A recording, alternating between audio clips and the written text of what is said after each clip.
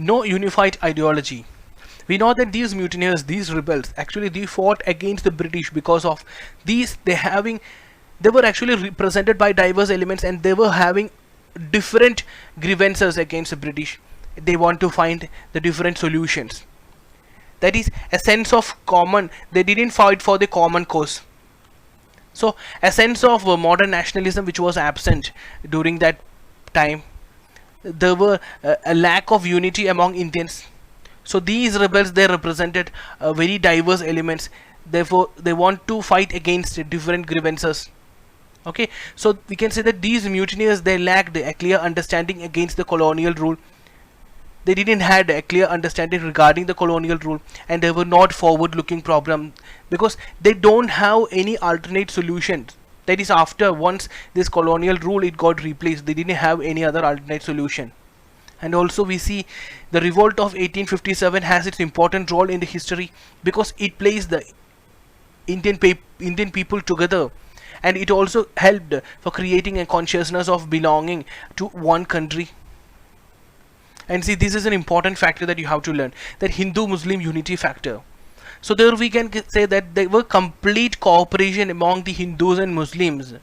That is, among the people, among the soldiers, among the leaders, there were complete cooperation between the Hindus and Muslims. That's what we can find in the revolt of 1857. We see that all the rebels, all the rebel leaders and rebels, they acknowledged the Bahadur Shah Zafar, who was actually a Muslim, as the emperor. And also we see a remarkable sense of unity which we see among the Hindus and Muslims.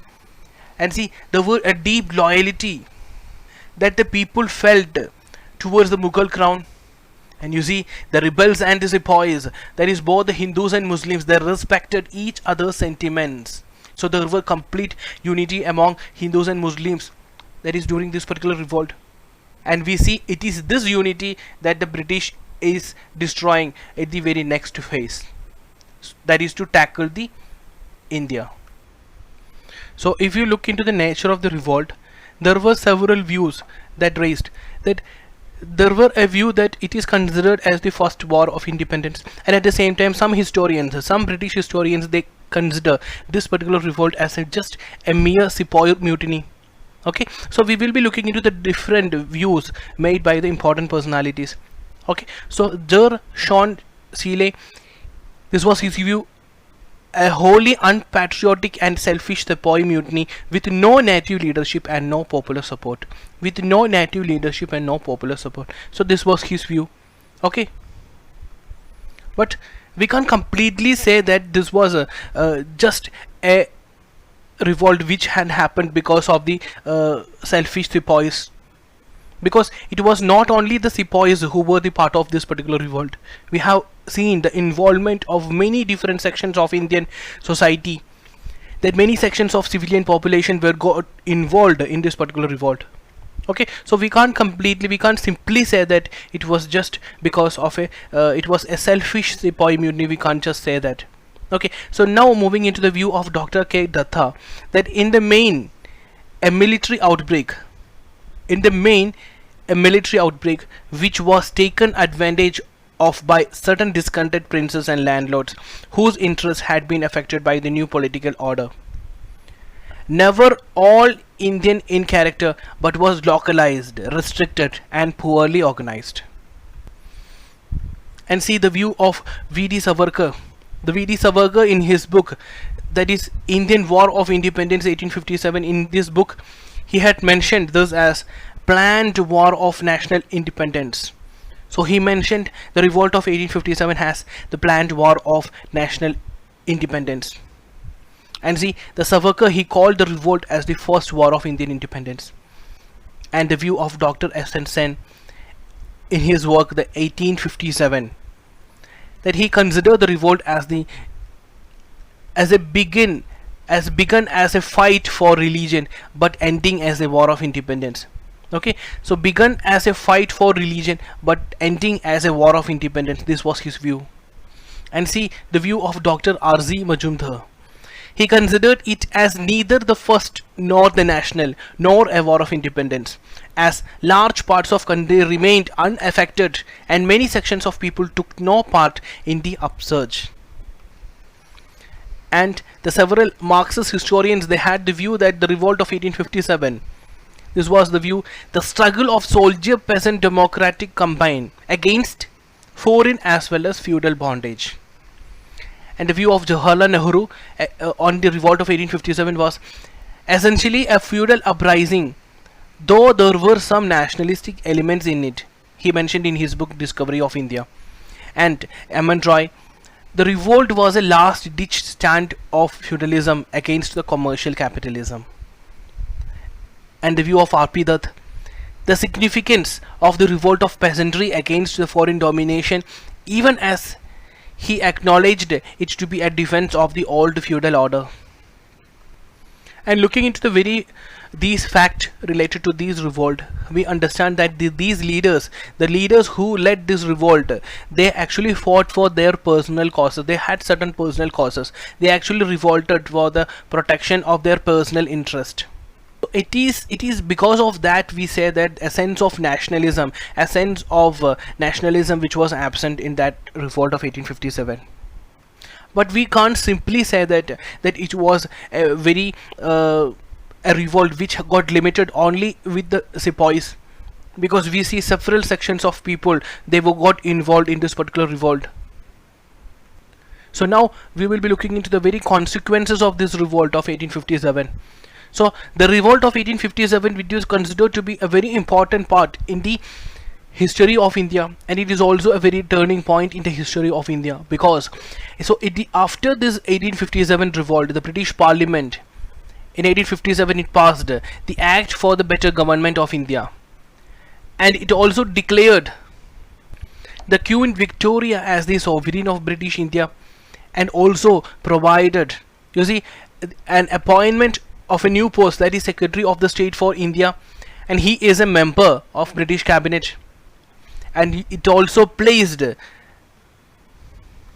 administration of this country, administration of the British India, under the direct responsibility of the British Crown. And see, it was the end of the Company's rule. The Company's rule got abolished. And see, the Governor General of India, he got acquired with an additional title, that is the Viceroy. And we see the Queen's Proclamation, because in this Queen's Proclamation it appeared that a positive nature to the Indians, because with this the era of annexations and expansion, it actually got entered. And also the British, they promised to respect the dignity and the rights of the native princes. Okay.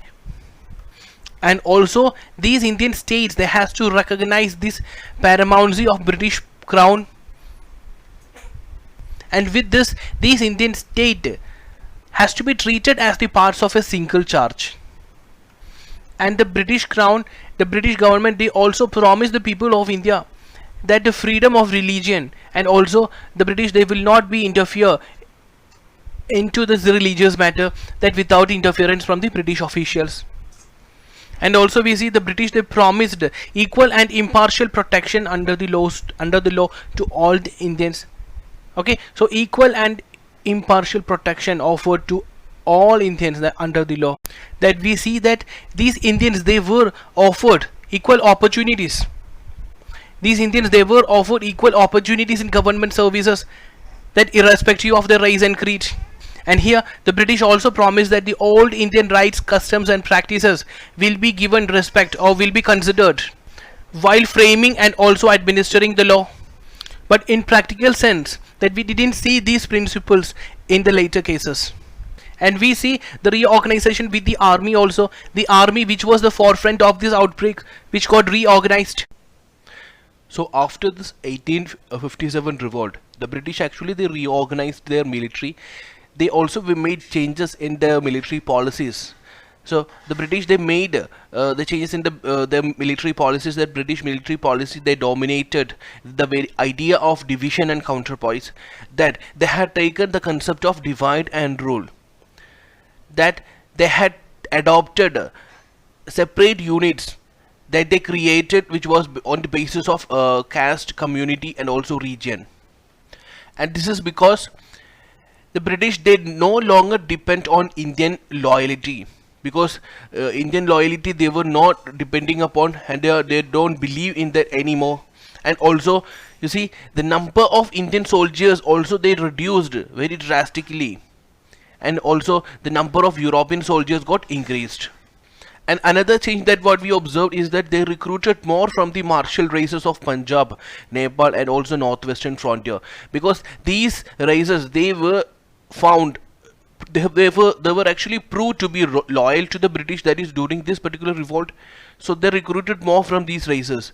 Okay, and we see that is with the end of the company's rule and also the taking control by the crown, that we see that the army amalgamation scheme of 1861, by which the company's European troops were actually moved to the services of the crown. And we also see that all the higher posts which got reserved for the Europeans, and we also see a scheme called linked battalion scheme. So what is linked battalion scheme? That these European troops that in India, they were taken constantly, they were revamped by the sense of they were taken into the England. So by the way of periodical visits, taking the periodical visits to England, they were constantly revamped, at this term to be known as linked battalion scheme. And after 1857 we see very changes with the British policies, that is towards India. That is that we see even the liberals who were in the Britain, the many liberals in Britain, they even changed their mind, and they believed that the Indians were beyond reform, and they had taken a very new approach, which is similar to the conservative brand of liberalism. That is, even the liberals in Britain, they started thinking in the sense of a conservative manner. So this was the name which was called by the Thomas Metcalfe. Okay, and it was actually a complete non-interference in the traditional structure of Indian society. That with that we can see that with the end of the liberals, with the end of liberalism into the India, it actually it was an end to the era of reforms. There were no more reformations anymore. The reformations, everything came to an end. And see, obviously what will happen once the British, they taken the policies in the very conservative nature. The conservative reaction in England made the British Empire in India much more autocratic. And see that already when we discussed about the 1857 revolt, when we discussed about the contribution of different sections of people, we have discussed the contribution of educated peoples. Okay, the educated section of people in India, they believed that the British is doing something good for, that is to making the country modernized. Okay, so what happened with this conservative nature, or the change in policy with the British, is that once the British taken this conservative nature of policies later, these educated people, these educated middle classes, okay, their dreams or the aspirations of these educated Indians, that it got destroyed. That is, with this conservative reaction in the England, which made the British Empire in India much more autocratic, it denied the very aspirations of the educated Indians, which created frustrations, which caused frustrations among the educated Indian middle classes, and ultimately it given rise to the modern nationalism. So this is the way in which the modern nationalism actually developed in the between these educated Indian middle classes. And another change that we see after the 1857 revolt is that the British territorial conquest, the British, they were conquering, acquiring the territories one by one. Okay, so it was actually put an end to the British territorial conquest. Okay, now after this particular period onwards, it is starting a period of systematic economic loot. Okay, so gradually by different policies, by changing, they were starting a new era of economic loot. And see, they looted the Indian economy, they fully exploited the Indian economy, that is even without fear. They don't want to fear about anything. Okay, they have the complete control. That also we have seen that in this Queen's proclamation, that with the 1858 it came, that it has promised that it will be treating all the subjects, okay, all the subjects, that all the Indians equally before the law. And also we found that the Queen's Proclamation, that is in the 1858, and with the Indian Civil Services Act of 1861, when it got passed, that it promised that under the Queen all were equal, irrespective of the caste, sorry, irrespective of the race or creed. That in reality, what we had seen, in reality it didn't got practiced. In reality, the higher services a close preserve of the colonizer. That's the higher services was only for these colonizers. That is only for the English. And see, the newspapers and journals there in the Britain, they picturize the Indians as subhuman creatures. And also we see that the British, they treated the Indian people, they treated the entire Indian population as an unworthy of trust. And these Indians, they were subjected to insults and contempt. And see the very relation and also the structure of this Indian government. The complete structure of the Indian government, the British, they remodeled. They remodeled in the way that the services they done to the Indians, they were considered to be, they were upholding the very philosophy of white man burden.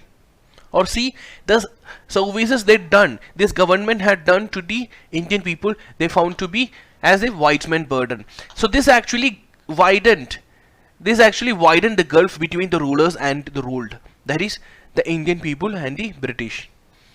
So this revolt of 1857, which was an incident that the British, they came to know much more about the army and also the shortcomings of their company's administration. They come to know about the very problems of their administration. So this revolt of 1857, it showed up the shortcomings in the company's administration and also its army. With that, they rectified it promptly. So this is all that related to the 1857 revolt.